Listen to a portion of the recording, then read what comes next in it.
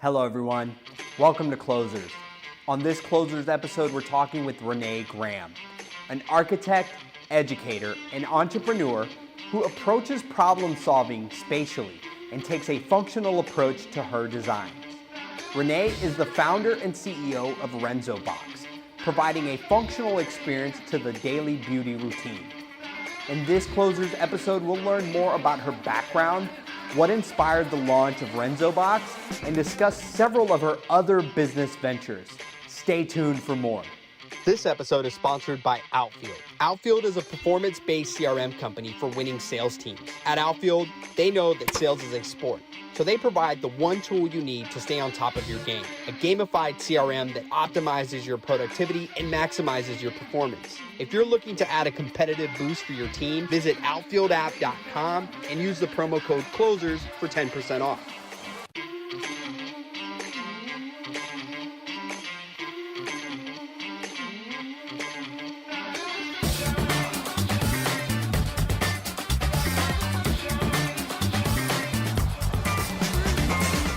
Hey everyone, welcome.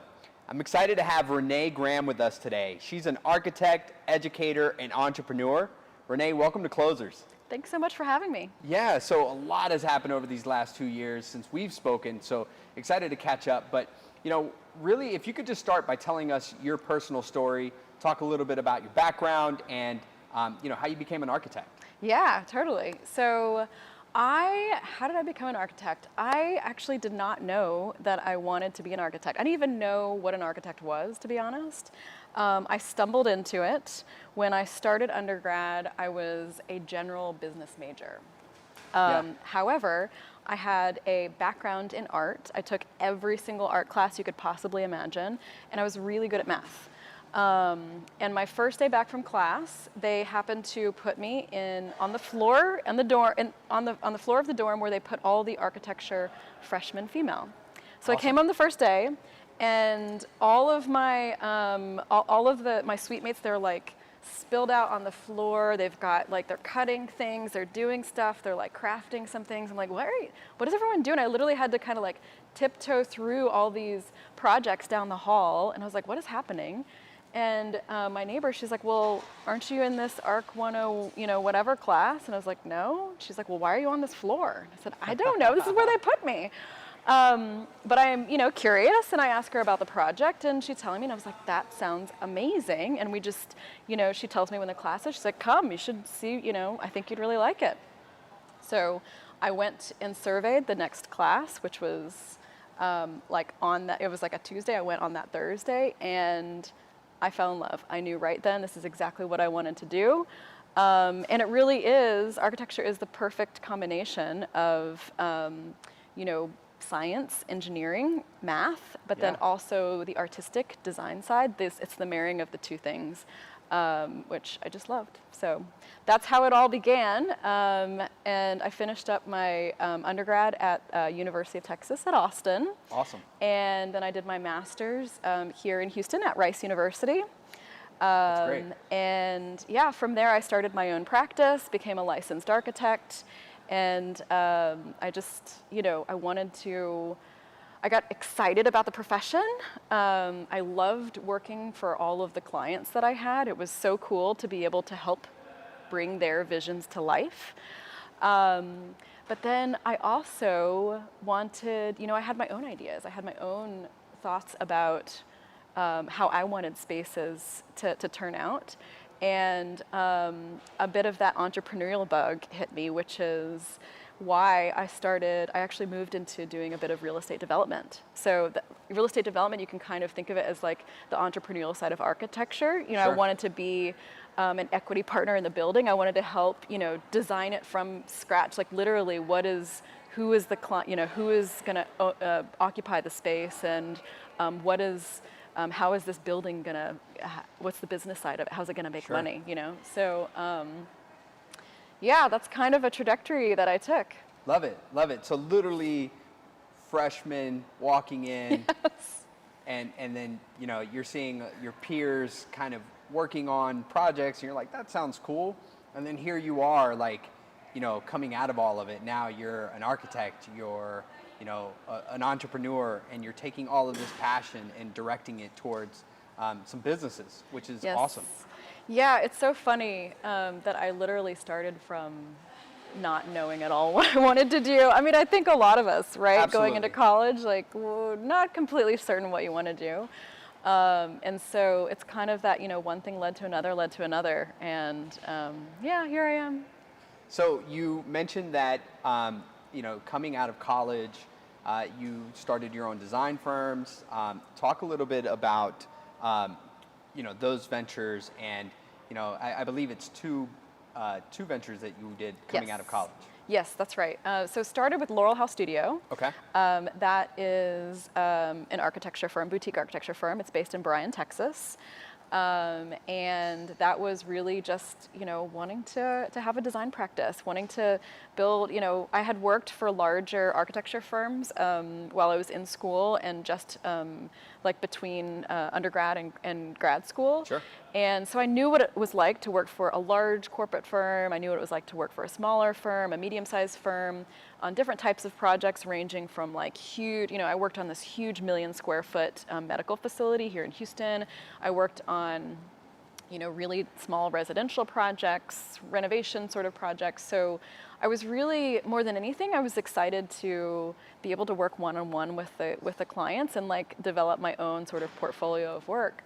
And so, I started my own firm, and began small, like everyone does, pulling, I was actually working on some projects that I had been referred to from previous places where I had worked, started slowly building up clients, and of course word of mouth in the professional design services is crucial. Absolutely. I remember actually one of my best refers it started with one of my classmates here at Rice. She was living in a studio apartment really close to campus, and her landlord was just like, hey, my brother just bought this house a few doors down, they want to renovate it, do you know of anyone, would you like to work on it? And she, wasn't like, didn't feel like she had the time with school to be able to work on it, and I was like, I want to do it. And awesome. So that family, after I finished up at Rice and continued on, I continued working with them for years. I worked for all three brothers, the parents. They ended up buying a bunch of other properties. They got into real estate development, and actually we worked a lot together, just back and forth, thinking of ideas. And it built my confidence in knowing that I could take a project from nothing, from the ground level, and then getting it delivered and built for the client. Absolutely. Yep. No, that's really cool. Yeah. And so then your other venture was BC Modern? No. BCS Modern, yes. So BCS Modern is Bryan College Station. BCS Modern, that is a real estate development company. And essentially what I had mentioned before. So when you're an architect, it's professional services for a client. So the client hires you. They have a site. They have they have a concept in mind. Maybe they have they know that they want to build a house, or they know that they're going to renovate something, and they're the boss, right? It's their money, it's their property, it's what they want to do, and you're there to help them kind of take their vision and some of their ideas and bring it to life, add some color to it, like really, really understand, translate the visions that they have in their head into an actual space. More of the execution. Yes, it's more of the yes, correct. And I mean, there's design work there too. A lot of times, they kind of have a sort of idea of something, but they don't know what that means. They don't, they can't translate it into a true concept yet, so we help with that. But again, it's their project, their money, what they say goes. And as I was, after working on many, many projects, and actually having worked for developers, a lot of times developers are the clients for the architect, I was like, you know what? We work so hard, as architects, we work so hard, spend so much time thinking about every single detail about a space. How cool would it be is once it's delivered, if I could also own a piece of it? Yeah. You know? And as someone who's business-minded, I also, you know, as an architect, you're working from project to project to project, fee to fee to fee to fee, not really building any equity. So it was like, if I could own a piece of that project once it's done, like I would be building a long-term asset that has, you know, an appreciating asset at that rate, right? Because it's real estate. And so I was like, man, how do I get into that game? And because if you're the developer, you also have control of the money, which means you get more control over the design, right? So it's kind of like all these things sort of stirring in my mind, and yeah. No, that's awesome. And so talk to us a little bit about how this architect background, you know, how did you pivot from being an architect to then going out and designing this creation of Renzoe Box? The subtext of that was, how did you go from architecture to makeup? Yeah, that's a great question. I get asked that all the time. So the way that I think about Renzoe Box, it really is a problem that I solved spatially. Okay. To be completely honest. It is, to me, it's like this micro piece of architecture. So the way Renzoe Box works is we have a lot of makeup products. On average, we wear 7 products from 5 different brands. And so we have like this collection of stuff, like little compacts, little palettes, little jars, and like all this stuff, right? And we like put it into this makeup bag.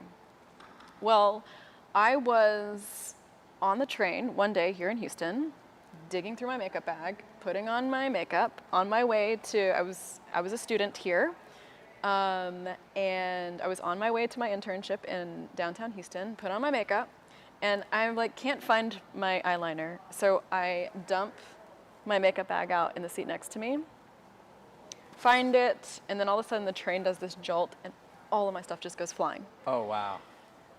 So yeah, I'm just like, run around, pick up, and putting it all away, and I'm sitting here going, there's got to be a better way for this, right?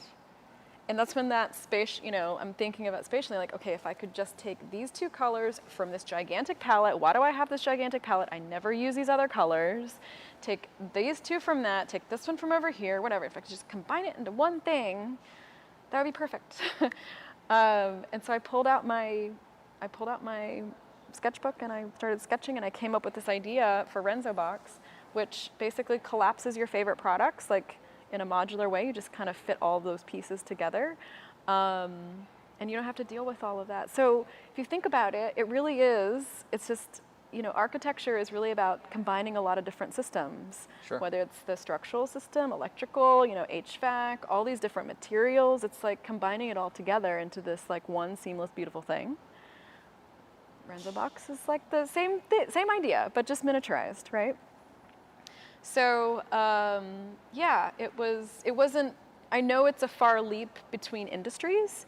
Industries are totally different, but my approach to the problem of my makeup bag was very similar to how I approach the problem of a building, of a space. That's awesome. And so talk a bit about how you've envisioned and designed this concept. Yeah. But how do you bring it to life? What did it take to then take it from concept to, you know, concept? Yes. Right? Well, it's been a very long road. So yeah, I started with the concept. My first thing was, which by the way, from the time I had the concept, when I was saying like on the train here in Houston when I was a grad student, to the time I actually did anything with it, there was like a 7-year gap in there. I had the idea, but you know, I'm studying to be an architect. I'm not gonna work on this, you know, crazy hatched idea that I had on the train. You shelved it for a little while. I shelved it for a little while, that's right. Yeah. Became an architect, started doing all the things, did real estate development, and then what happened was I came in from a site meeting, drenched in sweat, because it's like 100 degrees in Texas, and I needed to put on makeup because I had a meeting. And I did the exact same thing where I pulled out my makeup bag and I dump it out. And anyway, so that's when I finally was like, I've got to someone to solve this problem. I scoured the internet, nobody had, and so that's when I was like, okay, I'm gonna do this. Yeah. So it started from curiosity. I was doing 3D models. We do a lot of digital modeling in the computer in architecture, so that skills, using SketchUp, using Rhinoceros, these kinds of software. And I started building the 3D model for Renzoe Box, mostly like out of curiosity of just like, does the size work? Like, am I crazy here? Just sort of playing around with it. Sure. I did a bunch of 3D prints, and then I would hassle every single one of my female friends that wore makeup, and I was like, show me your makeup bag. And we would do these test fits, okay, here's your makeup bag, sure, of all this stuff, but show me the things that you actually use, right?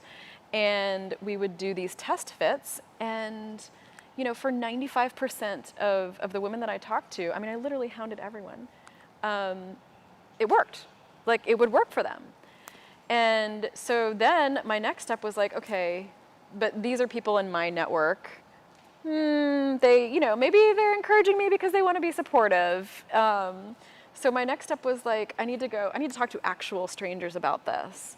And so I went to BeautyCon in LA, which is like the Comic-Con of the beauty industry. Yeah. Okay, so yeah, imagine Comic-Con, but then just all beauty-obsessed people. And I took a couple of architecture interns with me, and we spent 2 days at the LA Convention Center with I didn't bring the 3D prints because they were really trashy looking. We just had photorealistic renderings. Gotcha. And we walked around with them, and we walked around with our makeup bags, and we were like, what if we could turn this into this? And just sort of like did this quick, like 20-second pitch. And the reaction, like just seeing faces, they were like, no, you're kidding. I can't, like seeing that. They're I was blown like, away. Yeah, blown away by it. And I pre-sold like a dozen. That's there awesome. with no actual product, like no physical product, like no prototype even to show them. And that's when I was like, okay, this is totally This is a thing. real. This is real. From there, because I ended up giving money back to these people, but because I pre-sold it, I was like, okay, I gotta figure out how to manufacture. I don't know how to manufacture anything. Like, how do I make this thing happen? And it turns out at that same BeautyCon, I had met and befriended some of the other brands that were there. One of them happened to be a brush brand, and the owner of the founder and CEO of that brush brand was there, and we just started chatting, and I talked to him a bit about my concept because it also includes brushes in it, and he was intrigued, and he was like, well, you got to go to China. I can give you contacts, of who we use in China. And then a month later, I actually ended up going to Hong Kong because there was a huge makeup convention or beauty manufacturing convention called Cosmoprof. And from there, I just met a bunch of different manufacturers, and I met up with the manufacturer of, the brush brand. I met his manufacturers as well while I was there. And yeah, ended up like making connections. Absolutely. Just starting to build the network and understanding how this can come to life. Yes. And so sourcing manufacturing in China is not an easy thing to do, or anywhere overseas. I don't care where, Sure. It's not a simple thing to do. Yep. Yeah, so let's talk about that, because you had a unique experience. Yes. When you went out to source a manufacturer and start to tour factories. Yes. and learn more about that process. So tell us about your trip to China. From my understanding, you went alone. I did. And just tell us more about that. Yes, I did go alone. That was my first trip to China. So this is the part that, well, one of the many parts of my entrepreneurial story, but this in particular was like, I was actually, I was afraid. There's lots of points when I've been afraid, but this one I was like really afraid because I had never been, you know, as an adult by myself, I had never been to China. And I was there in Hong Kong, and the manufacturer that I was talking to, they're in Shenzhen, which is a 2-hour drive literally right across the border. And so they were like, well, you know, I showed them the renderings of the product. I showed them, you know, the concept for it, and they were like, well, we can help with that. We can get you a prototype. I was like, okay, when can you do that? And I'm thinking I'll fly back. They'll send me one or whatever. And they were like, well, you can come visit our factory. We're leaving to go there tomorrow. Come with us. And you know, they're like, when are you leaving to go back to the States? I was like, Sunday. This is Friday. And they're like, okay, we'll have a prototype to you before you leave. And I was like, you are kidding me. That's not real life. That doesn't make any sense. They're like, no, really, we can do this. So at that point, like, I can't say no. I have to go. They say they can have a prototype in 48 hours. I need to see this through. That's too good to be true almost. Too good to be true. So I'm in Hong Kong. They're like, well, we'll pick you up at your hotel at this time. They show up, and literally it's this unmarked van that pulls up the hotel. They like, the door slides open, and it's like 5 Chinese men sitting inside the van, and they're like, come on. And I was like, what am I doing? You know, I'm about to go across the border into China. I don't know if my cell phone's gonna work. You know, I'm like on AT&T's international plan. Like, I don't have any friends and family living there. I don't have any contacts. I am literally by myself, jumping in a van with 5 strange men. You're going over the wall to some degree, right? You're yes. going over the wall, and you don't know what's on the other side. It's all the things that you're taught, especially as a woman. You don't do that. Absolutely. And I did. So you get in the van, you go to the factory. Yes. And you tour the factory. You get, and so kind of, did they deliver the prototype? Did they? They did. Wow. We spent the entire next day, I spent the entire next day with their engineers. They put a team of like 8 people on it. And it was, you know, they were helping me. They have, you know, they have a different set of software that they do, that they use. It's very similar to SolidWorks, but yeah, you know, they had to do modifications to different thicknesses that I wasn't aware of, you know, when it came to different aspects of it. So yeah, and they created the first, I'll have to send it to you, but I have the image of the very first like prototype. Yeah. Is incredible. That'd be awesome. Yeah. Great. So you get this prototype going, right? You've got some confidence in like, okay, I can do manufacturing in China. Yes. Yes. You come back stateside. Yes. What happens next? What happens next? Well, now I had a bit of an idea how much it was going to cost. Because at this point, I had $0 for Renzoe Box. Exactly. It was all self-funded of stuff. So I was like, okay, starting to put some of the pieces together of what it's going to cost. I need to go raise some money.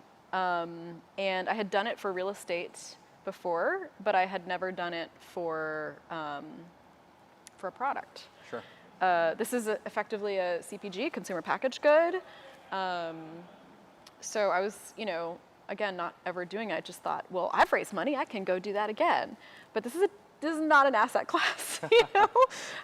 It's certainly not an appreciating asset class. So it's a different set of investors. I didn't know any of this, right?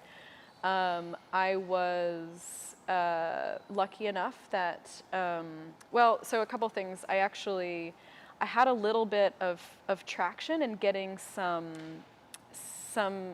bits of press here and there. Like, I was a speaker at South by Southwest, and I had submitted it for a product design award, and I won the product design award. So I'd gotten like these little bits of things, and so I was able to share that with my network of business partners that were very impressed. They're like, oh, wow.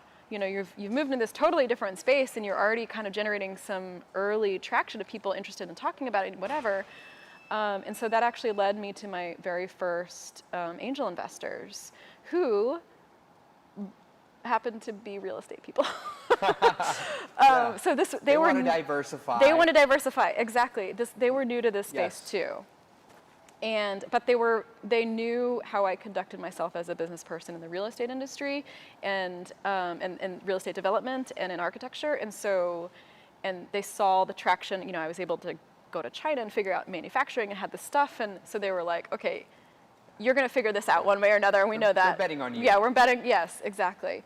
But I got the first, funding that helped me do all the tooling and launch a pilot. So I had to prove out the business concept of Renzoe Box first, which is what the pilot was about. So yeah, it got me through, producing the first manufacturing run, which is crazy. Absolutely. Yeah. Yeah. And so as you've kind of been going through this journey, Renzoe Box has evolved from a product perspective, right? Because Yes. Your concept is now formalizing into a product. Yes. And then since then, you've also entered into some partnerships and some opportunities that have come up. Yes. So talk a little bit about the women that launch, right? Ladies who launch. Excuse me, ladies that launch. Ladies who launch, yes. I love that. As well as your Tory Burch Fellowship. Yes. One of the things, this kind of hit me, like smacked me in the face as I was trying to build Renzoe Box was there are not a lot of female founders out there. And I was just, I would go to these founder events and I would go to, pitch meetings and these types of things. And I was, consistently noticing that I was, sometimes the only woman in the room, or they're just very few. And I quickly recognized, like, my product is really by women for women. Sure. I need to find my peers. I need to, like, where are they? And I'd, try to, every time I heard about some kind of webinar or some sort of networking event, I was going, just seeing where I could find them. And I learned about the Tory Burch Fellowship, which, Tory Burch is an amazing entrepreneur in and of herself, has built this global luxury brand. And in a way to give back, she has created this program for female entrepreneurs, for women entrepreneurs. And I applied to the program and was accepted to it. And it was, we actually, we are the pandemic cohort. So it was, I'm part of the 2020 cohort, which is really interesting to participate in because it used to be an in-person thing and then they had to move it completely digital.